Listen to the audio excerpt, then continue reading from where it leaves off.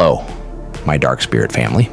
Today we're diving into a concept that many fear, but few truly understand: the power of absence.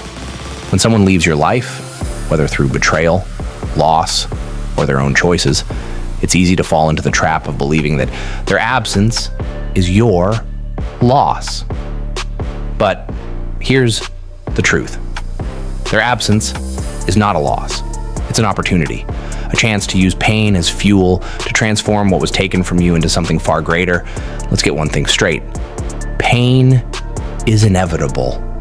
Loss is inevitable. Life will strip things away from you, people, opportunities, and dreams you held close. And it hurts. It's supposed to hurt. That pain is your body, mind, and soul telling you that something matters. But here's where most people go wrong. They stay in the pain. They replay the memories, the betrayals, the heartbreak over and over like a broken record. They let the absence define them, but not you, not us. We don't let absence break us. We let it build us. Think about this. When someone leaves your life, they create a void, a space where they used to be. And that space can feel unbearable, like a wound that won't heal.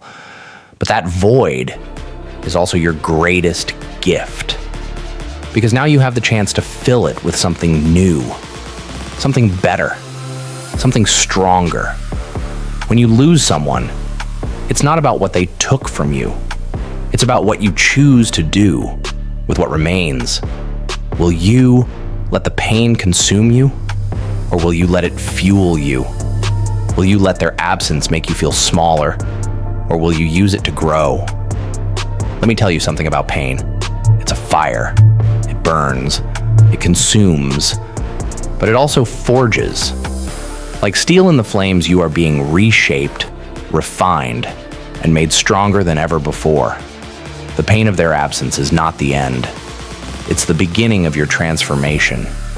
It's the catalyst that forces you to confront who you are and who you want to become.